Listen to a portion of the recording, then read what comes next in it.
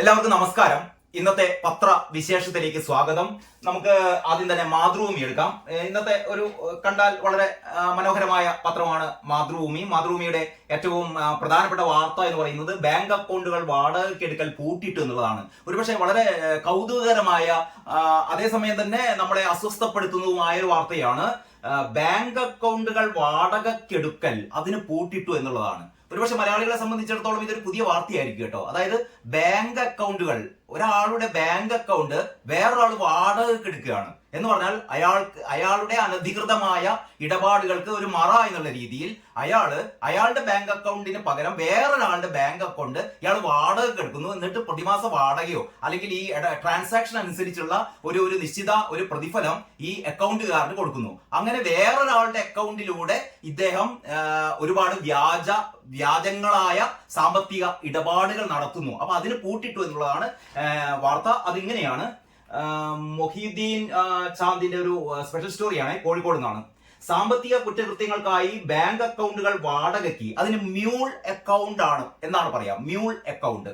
അപ്പോൾ സാമ്പത്തിക കുറ്റകൃത്യങ്ങൾക്കായി ബാങ്ക് അക്കൗണ്ടുകൾ നൽകുന്നത്, അതായത് ബാങ്ക് അക്കൗണ്ടുകൾ മറ്റൊരാൾക്ക് നൽകുന്നത് വ്യാപകമായതോടെ പുതിയ അക്കൗണ്ടുകൾ തുടങ്ങാൻ നിയന്ത്രണവുമായി ബാങ്കുകൾ. റിസർവ് ബാങ്ക് നിർദ്ദേശങ്ങളെ തുടർന്ന് SBI അടക്കമുള്ള മിക്ക ബാങ്കുകളും അക്കൗണ്ടുകൾ നൽകുന്നതിൽ ജാഗ്രത വർദ്ധിപ്പിച്ചു. കേസിൽ ഉൾപ്പെട്ട അക്കൗണ്ടുകൾ കൂടുതലുള്ള ബ്രാഞ്ചുകളുള്ള മേഖലകളെ ഹോട്ട്സ്പോട്ടുകളായി തിരിച്ച് കാനറ ബാങ്കും നിയന്ത്രണം ഏർപ്പെടുത്തി. എന്താണ് ഈ മണി മ്യൂളുകൾ? ഒരു പക്ഷേ മലയാളിക്ക് വളരെ അത്രയൊന്നും പരിചിതമല്ലാത്ത ഒരു വാക്കാണ് മണി മ്യൂളുകൾ. എന്താണ് മണി മ്യൂളുകൾ എന്ന് മാതൃഭൂമി പറയുന്നു. അതെങ്ങനെയാണ്? നിയമ വിരുദ്ധമായി സമ്പാദിക്കുന്ന പണം കൈമാറ്റം ചെയ്യാൻ സഹായിക്കുന്നവരെയാണ് മണി മ്യൂളുകൾ എന്ന് വിളിക്കുന്നത്. ഇവരുടെ അക്കൗണ്ടുകളാണ് മ്യൂൾ അക്കൗണ്ടുകൾ.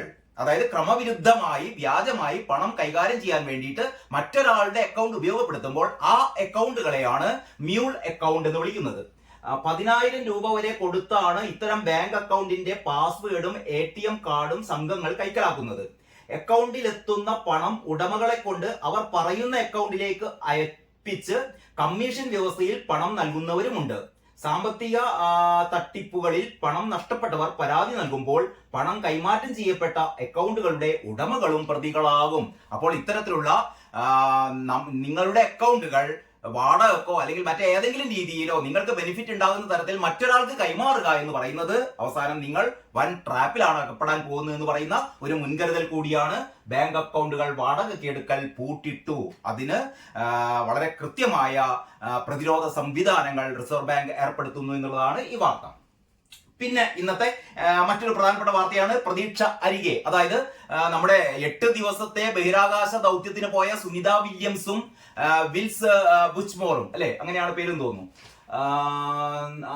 കുടുങ്ങിക്കിടക്കുകയായിരുന്ന നാസയുടെ ബഹിരാകാശ യാത്രികരായ സുനിത വില്യംസിനെയും ബുച്ച് ബിൽമോറിനെയും തിരികെ കൊണ്ടുവരാനുള്ള ദൗത്യം വിക്ഷേപിച്ച് സ്പേസ് എക്സും നാസയും. അങ്ങനെ സ്പേസ് എക്സും നാസയും ഈ 8 ദിവസമായിരുന്നു സുനിത വില്യംസ് ബഹിരാകാശ ദൗത്യത്തിന് പുറപ്പെട്ടത്. പക്ഷെ അവര് 286 ദിവസമായി. ഒന്ന് ആലോചിച്ച് നോക്കണം, 286 ദിവസം അവരെ ശരീര പ്രകൃതി തന്നെ, അവരുടെ രൂപം തന്നെ മാറിപ്പോയി എന്നാണ് പുതിയ ഫോട്ടോഗ്രാഫുകളൊക്കെ തെളിയിക്കുന്നത്. ഏതായാലും അവരെ തിരികെ കൊണ്ടുവരാനുള്ള ദൗത്യം ഏതാണ്ട് വിജയകരമായി. ആ റോക്കറ്റ് ഇവിടുന്ന് വിക്ഷേപിച്ചു. ആ ദൗത്യം പൂർണ്ണമായി എന്നുള്ള വാർത്തയാണ് ഇവിടെ മാതൃഭൂമി ഏറ്റവും മുകളിൽ തന്നെ കൊടുക്കുന്നത്. പ്രതീക്ഷ അരികെ ഒരുപാട്.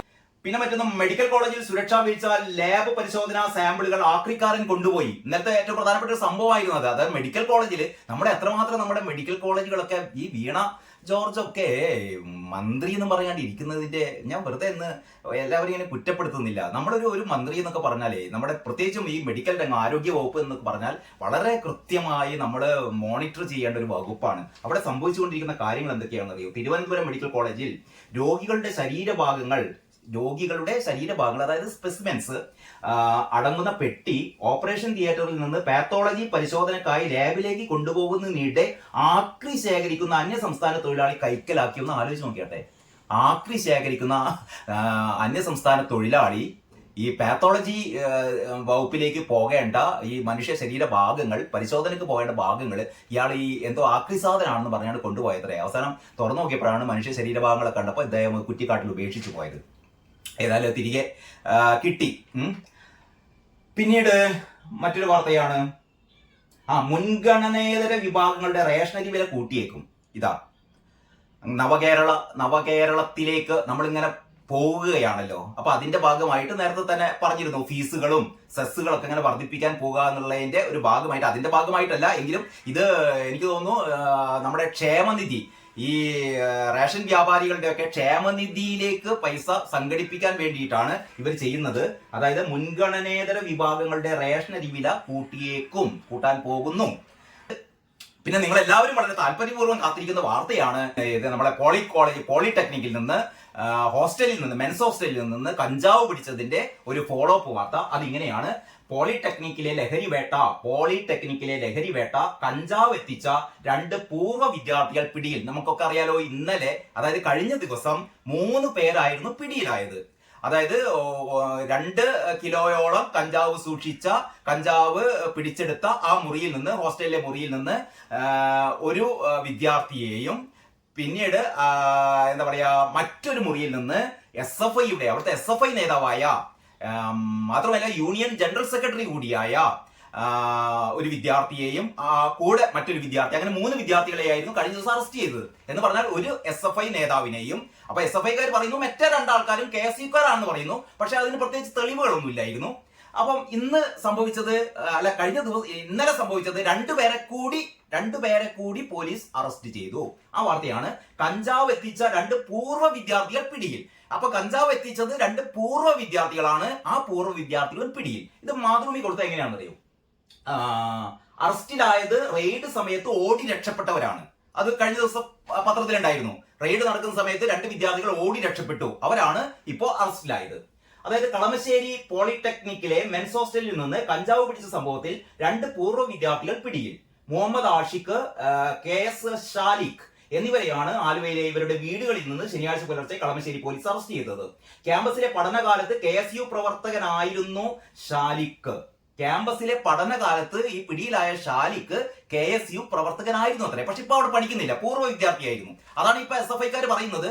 അതാണ് SFI കഴിഞ്ഞ ദിവസമൊക്കെ ചർച്ചയിലൊക്കെ നമ്മുടെ ആർഷോ വളരെ വളരെ രോഷാകുലായി പറയുന്നുണ്ടായിരുന്നു. KSUക്കാരാണ്, ഒക്കെ KSUക്കാരാണ്. ഇന്നലെ പിടിച്ച 2 പേരും KSUക്കാരാണ്. അതിന് മുന്നേ പിടിച്ച ആ ഒരു വിദ്യാർത്ഥിയും KSU നേതാവാണ്. അതേ സമയത്ത് ഇവരുടെ, അതായത് യഥാർത്ഥത്തിലുള്ള SFIയുടെ നേതാവും നിങ്ങൾ ആലോചിക്കണം, യൂണിയന്റെ ജനറൽ സെക്രട്ടറി കൂടിയാണ് കഞ്ചാവ് കേസിൽ അല്ലെങ്കിൽ റൂമിൽ നിന്ന് കഞ്ചാവ് കണ്ടെത്തിയതിനെ തുടർന്ന് അറസ്റ്റിലാവുകയും ജാമ്യം നേടുകയും ചെയ്തത്. മാത്രമല്ല ഈ വിദ്യാർത്ഥിയെ SFI പുറത്താക്കുകയും ചെയ്തു. ഈ വിദ്യാർത്ഥിയെ പുറത്താക്കുകയും ചെയ്തു. നമ്മൾ സാധാരണ നാട്ടിലൊക്കെ പറയാറുണ്ട്, ഈ 2 കാലിലും മന്തുള്ള ആള് ഒരു കാലിൽ മാത്രം മന്തുള്ള ആളെ നോക്കി കണ്ട് മന്തുകാല എന്ന് വിളിക്കുന്നു എന്ന് പറയുന്ന നമ്മളൊരു നാടൻ കഥയുണ്ട് കേട്ടോ. അതായത് 2 കാലിലും മന്തുള്ള ആള് അത് കാണാതെ അത് ഒളിപ്പിച്ചു വെച്ചിട്ട് ഒറ്റക്കാലിലും മന്തുള്ള ആളെ മന്തുകാല എന്ന് വിളിച്ച് ആക്ഷേപിക്കുന്ന ഒരു കഥ. ഏതാണ്ട് അതുപോലെയാണ് എനിക്ക് തോന്നുന്നത്. അതായത് ഈ കളമശ്ശേരി പോളിടെക്നിക്കിൽ നിന്ന് പിടികൂടിയത് യഥാർത്ഥത്തിലുള്ള ഒരു SFIക്കാരൻ. കാരണം ആ കോളേജ് എന്ന് പറഞ്ഞാൽ SFIക്ക് ആധിപത്യമുള്ള കോളേജാണ്. നിങ്ങളൊന്ന് ആലോചിക്കണം, SFIക്ക് ആധിപത്യമുള്ള ഒരു കോളേജ്, അവിടെ ആ മെൻസ് ഹോസ്റ്റൽ എന്ന് പറഞ്ഞാൽ അത് SFIയുടെ ഒരു എന്താ പറയാ വിളയാട്ട കേന്ദ്രമാണ്. അവിടെ ആ ഒരു റൂമിലാണ് നമ്മുടെ ഈ യൂണിയന്റെ ജനറൽ സെക്രട്ടറി ഒക്കെ ഉള്ളത്. SFIക്കാരനായ ജനറൽ സെക്രട്ടറി, മിക്കവാറും SFIക്കാർ.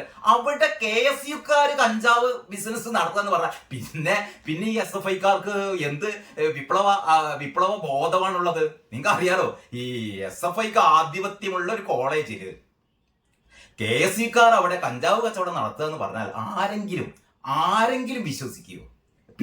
പിന്നെ ഈ SFIക്കാർക്ക് അപ്പോ ഒരു ശക്തിയും ഒരു സാമാന്യ ബോധവും ഒന്നും ഇല്ലാത്ത ആൾക്കാരാണ് ഈ SFIക്കാര്. അതായത് ആ ഒരു കോളേജിൽ SFIക്കാണ് ആധിപത്യം, ആ മെൻസ് ഹോസ്റ്റലിലും SFIക്കാണ് ആധിപത്യം. SFI ആണ് അവിടുത്തെ ഓൾ ഇൻ ഓൾ. KSUക്കാർ ചില രീതിയിലൊക്കെ പ്രവർത്തിക്കുന്നുണ്ട്. അപ്പൊ അവിടെ ഈ കഞ്ചാവ്, ഈ വെയിങ് മെഷീനൊക്കെ വെച്ചിട്ട് അവിടെ വിദ്യാർത്ഥികൾക്കാകെ കഞ്ചാവ് വിതരണം നടത്തുകയും വിൽപ്പന നടത്തുകയും ചെയ്യുന്നത് KSUക്കാരാണ് അത്രേ. അപ്പൊ ഈ SFIക്കാർക്ക് ഇതൊന്നും അറിയില്ല. അപ്പൊ ഇതൊക്കെ നമ്മൾ വിശ്വസിക്കണം. ആ രീതിയിലാണ് കഴിഞ്ഞ ദിവസം ചർച്ചയിലൊക്കെ ആർഷോ പറഞ്ഞത്. അപ്പൊ യഥാർത്ഥത്തില് ഇവരുടെ നേതാവിനെ, SFIക്കാരനായ നേതാവിനെ പാർട്ടി ഈ SFI നിന്ന് സംഘടനയിൽ നിന്ന് പുറത്താക്കി. കാരണം ഇയാള് ഈ കഞ്ചാവ് ബിസിനസ്സിൽ ഏർപ്പെട്ടു എന്നുള്ളതിന്റെ ഒരു ഒരു ധാരണയുടെ അല്ലെങ്കിൽ അങ്ങനെയുള്ള ഒരു ബോധ്യത്തിന്റെ അടിസ്ഥാനത്തിലായിരിക്കല്ലോ പുറത്താക്കുക. അല്ല വെറുതെ ഇയാൾ കുറ്റമൊന്നും ചെയ്തിട്ടില്ല അങ്ങനെയാണ് പറഞ്ഞത്. ഈ പ്രാദേശിക SFIയുടെ പ്രാദേശിക നേതാവ് പറഞ്ഞത് ഈ പറഞ്ഞ പിടിയിലായ വിദ്യാർത്ഥി പുക വലിക്കാറില്ല, ഈ കഞ്ചാവ് വലിക്കുന്നത് ആൾക്കാരുടെ ഒക്കെ മുന്നിൽ നിന്ന് കാണി ഞാനിതാ കഞ്ചാവ് വലിക്കുകയാണ് കേട്ടോ എന്നൊന്നും പറഞ്ഞിട്ടല്ലല്ലോ ആരും കഞ്ചാവ് വലിക്കുക. ഗുഡ് സർട്ടിഫിക്കറ്റ് നടത്തി ഇയാൾ ഇങ്ങനെ കഞ്ചാവ് വലിക്കുന്ന ആളല്ല എന്നൊക്കെ പറഞ്ഞു. പക്ഷേ SFIയുടെ സംസ്ഥാന നേതൃത്വം നമ്മുടെ സഞ്ജീവ് പുതിയ സെക്രട്ടറി, സംസ്ഥാന സെക്രട്ടറി സഞ്ജീവ് ഈ നമ്മുടെ പിടിയിലായ അറസ്റ്റിലായ പക്ഷെ ജാമ്യത്തിൽ വിട്ടു. കാരണം എന്ന് പറഞ്ഞാൽ ഈ തൂക്കക്കുറവ് അതിന് മാത്രം ജാമ്യം കിട്ടാതിരിക്കാനുള്ള അത്രയും ക്വാണ്ടിറ്റി കഞ്ചാവ് ഇല്ലാത്തത് കൊണ്ട് ജാമ്യം കിട്ടിയിരുന്നു. അങ്ങനെ ആ വിദ്യാർത്ഥിയെ സംഘടനയിൽ നിന്ന് നീക്കുകയൊക്കെ ചെയ്തിട്ടോ. പക്ഷേ എങ്കിലും ഇവർ പറയുന്നു കഴിഞ്ഞ ദിവസം ആദ്യത്തെ ദിവസം പിടിയിലായ ആ വിദ്യാർത്ഥിയും ഇന്നലെ പിടിയിലായ 2 പൂർവ്വ വിദ്യാർത്ഥികളും ഈ മൂന്ന് പേരും KSUക്കാരാണ് എന്നാണ് SFIക്കാർ പറയുന്നത്. പക്ഷെ ഇവര് KSUക്കാരാണ് എന്നുള്ളതിന് KSUക്കാർ പറയണ്ടേ? KSUക്കാർ പറയുന്നത് ഇവരുമായിട്ട് ഞങ്ങൾക്ക് യാതൊരു ബന്ധവും ഇല്ല. പിന്നെ നിങ്ങളിപ്പോ ഇവര് KSUക്കാരാണെന്ന് പറഞ്ഞിട്ടാണ് ഇപ്പൊ എന്ത് ചെയ്യാൻ? ഇനി പോട്ടെ, ഇവര് KSUക്കാരാണെന്ന് തന്നെ വിചാരിക്കട്ടെ, ബാക്കിയുള്ള ആൾക്കാർ KSUക്കാരാണ്. പക്ഷേ SFIയുടെ എന്താ പറയാ അംഗീകൃത ഒരു പൊസിഷനിലുള്ള ആളാണ്, യൂണിയൻ ജനറൽ സെക്രട്ടറിയാണ് പിടിയിലായത്. അപ്പോൾ ഞങ്ങളുടെ SFIയുടെ ഒരു വിദ്യാർത്ഥി പിടിയിലായി എന്നുള്ളതിന്റെ ജാള്യത മറക്കാൻ വേണ്ടിയിട്ട് അത് ഞാൻ നേരത്തെ പറഞ്ഞ പോലെ 2 കാലില് മന്തുള്ള ആള് ഒറ്റക്കാലില് മന്തുള്ള ആള് മന്ദ എന്ന് വിളിക്കുന്ന ആ ഒരു പ്രതീതിയാണ് ഇവിടെ സഖാക്കന്മാർ സൃഷ്ടിച്ചു കൊണ്ടിരിക്കുന്നത്.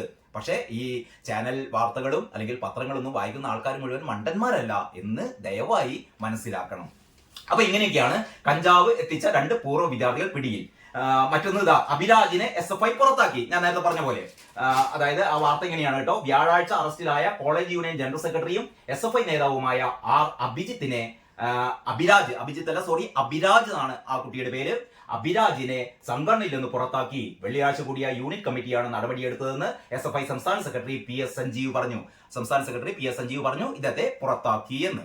അപ്പോൾ ഇതില് ഇൻവോൾവ് ആയ യൂണിയൻ ജനറൽ സെക്രട്ടറിയെ തന്നെ സംഘടനയിൽ പുറത്താക്കി. അപ്പോൾ വളരെ വ്യക്തമായല്ലോ ഈ കഞ്ചാവ് ബിസിനസ്സിൽ SFIയുടെ ഇൻവോൾവ്മെന്റ് വളരെ വ്യക്തമാണ്. പക്ഷേ ബാക്കിയുള്ള 3 പേര് KSUക്കാരാണ് എന്നുള്ളത് SFIക്കാർ പറയുന്നതാണ്. അതല്ലാതെ ഇവര് KSUക്കാരാണ് എന്നുള്ളതിന് ഒരു ഫോട്ടോഗ്രാഫ് ഒക്കെ ഇവർ ഹാജരാക്കിയിട്ടുണ്ട് കേട്ടോ, ഒരു മെമ്പർഷിപ്പ് ഉദ്ഘാടനം ചെയ്യുന്നതിന്റെ പടമൊക്കെ. ഇനി മാത്രമല്ല ഇവര് ഈ കോളേജിൽ നിന്ന് പോയതാണ്, അതാണ് മനസ്സിലാവാത്തത്. അതായത് കോളേജിൽ പണ്ട് പഠിച്ച KSUക്കാർ ഇപ്പോഴെങ്ങനെയാണ് KSUക്കാരാകുന്നത് എനിക്ക് മനസ്സിലാകുന്നില്ല. അപ്പൊ ഉദാഹരണമായിട്ട് നമ്മുടെ ഇന്നലത്തെ ചർച്ചയിൽ നമ്മുടെ ആരായിരുന്നു രാജു പി നായർ ഇന്നലെ എനിക്ക് തോന്നുന്നു ഏത് ചർച്ചയിലാണ്, അത്ര ഏഷ്യാനെറ്റിന്റെ ചർച്ചയിലാണെന്ന് തോന്നുന്നു, രാജു പി നായർ പറഞ്ഞു അങ്ങനെയാണെങ്കിൽ നമ്മുടെ KV തോമസ് അറിയാലോ, KV തോമസ് നേരത്തെ നമുക്ക് എല്ലാവർക്കും അറിയാവുന്നതാണ്. KV തോമസ് നേരത്തെ നല്ല കോൺഗ്രസ്സുകാർ എന്താ പറയാ 916 കോൺഗ്രസ്സുകാരനായിരുന്നു. സോണിയയുടെ ഏറ്റവും പ്രിയപ്പെട്ടവനായ KV തോമസ് അവസാനം അദ്ദേഹത്തിന് സീറ്റ് കിട്ടാത്തത് കൊണ്ട് അദ്ദേഹം ചാടി എങ്ങോട്ട് വരുന്നു, നമ്മുടെ പിണറായി ഭക്തനായി മാറുന്നു. അങ്ങനെ പിണറായി ഇദ്ദേഹത്തെ ഡൽഹിയിൽ ഒരാവശ്യമില്ലാതെ ഒരു പ്രത്യേക പ്രതിനിധിയായി നിയമിക്കുന്നു. ഇയാൾ അവിടെ ചെയ്യുന്ന എല്ലാവിധ വിഡ്ഢിത്തങ്ങളെ ചെയ്യുന്നുള്ളൂ. ഇയാള് പ്രത്യേകിച്ച് ഒന്നും ചെയ്യുന്നില്ല. KV തോമസിന്റെ വേറൊരു വാർത്ത വരാനുണ്ട്, അത് ഞാൻ പറയാം, പത്രങ്ങളൊക്കെ വന്നിട്ടുണ്ട്. ഞാൻ ചോദിക്കട്ടെ, ഈ KV തോമസ് ഇപ്പം ചെയ്യുന്ന ഈ പറയുന്ന ഇയാളുടെ ഈ മണ്ടത്തരങ്ങൾക്കും വിടുവായത്തങ്ങൾക്കും ഒക്കെ കാരണം അപ്പൊ ഒക്കെ നമ്മൾ വാർത്തയിൽ പറയാ മുൻ കോൺഗ്രസ്സുകാർ എന്നാണ് പറയാ. മുൻ കോൺഗ്രസ്സുകാർ എന്നുള്ളൊരു പ്രസക്തി പോയി. ഇദ്ദേഹം കോൺഗ്രസിൽ നിന്ന് വന്നു, ഇദ്ദേഹം പിന്നെ ഇപ്പൊ CPMന്റെ ആള്, പിണറായിയുടെ സ്വന്തം ആള്. അപ്പൊ അങ്ങനെയില്ലേ? അപ്പൊ ഈ KSUക്കാർ മുമ്പ് KSUക്കാരനായിരുന്നു, KSUക്കാരായ പൂർവ്വ വിദ്യാർത്ഥികൾ എന്നൊക്കെ പറഞ്ഞുകൊണ്ട് ഇവർ ബാലൻസ് ചെയ്യിപ്പിക്കാനുള്ള ശ്രമം. അതായത് ഞങ്ങളുടെ ഒരു സഖാവ് പിടിയിലായി, അപ്പൊ പിന്നെ ഇത് ഞങ്ങളുടെ സഖാവ് പിടിയിലായപ്പോൾ ഇതിനെ ബാലൻസ് ചെയ്യിപ്പിക്കാൻ വേണ്ടിയിട്ട് പിന്നെ പിടിയിലായ ആൾക്കാരും ആരാണ്? KSUക്കാരാണ് എന്ന് വരുത്തി തീർക്കാനുള്ള അപഹാസ്യമായ ശ്രമം. പ്രിയപ്പെട്ട SFIക്കാരെ, നമ്മളൊക്കെ മനുഷ്യന്മാരാണ്. ഈ SFI വിദ്യാർത്ഥികളും മനുഷ്യരാണ്. അവർക്ക് ഈ സമൂഹത്തിലെ വ്യത്യസ്തങ്ങളായ എന്താ പറയാ അധാർമിക പ്രവൃത്തികളിലൊക്കെ സംഘടനയിലുള്ള ആൾക്കാരൊക്കെ ഭാഗമാക്കാവും. ഇതൊക്കെ വളരെ സ്വാഭാവികമാണ്. അപ്പം അഭിരാജിനെ നിങ്ങൾ പുറത്താക്കിയ പോലെ പുറത്താക്കുക. അത് കഴിഞ്ഞു സംഘടനയിലെ ബാക്കിയുള്ള ആൾക്കാരെയൊക്കെ സംശുദ്ധരാക്കാൻ വേണ്ടി നമ്മൾ ശ്രമിക്കുക. അതല്ലാതെ ഇതിനെ ന്യായീകരിക്കാൻ വേണ്ടിയിട്ട് മറ്റൊരു KSUക്കാരാണല്ലോ ഞങ്ങള് ഇതിൽ കഞ്ചാവ് ബിസിനസ് ഉണ്ടെങ്കിൽ എന്തിനാണ് ഞങ്ങളെ കുറ്റപ്പെടുത്തുന്നത്? KSUക്കാരും ഉണ്ടല്ലോ, അതുമല്ല പറയുന്നത് കേട്ടോ. ഏറ്റവും വലിയ ദിവസം ഞാൻ ദേശാഭിമാനി കാണിക്കാം. ദേശാഭിമാനി പത്രത്തിൽ ഇന്നലെയും ഇന്നും ഒന്നും ദേശാഭിമാനി വായിച്ചാൽ അതിലെ SFIയുടെ ഇൻവോൾവ്മെന്റേ ഇല്ല. ഈ അഭിരാജിന്റെ പേര് തന്നെ പറഞ്ഞിട്ടില്ല. അഭിരാജ് എന്ന് പറഞ്ഞ ഒരാള് ജീവിച്ചിരിപ്പില്ല.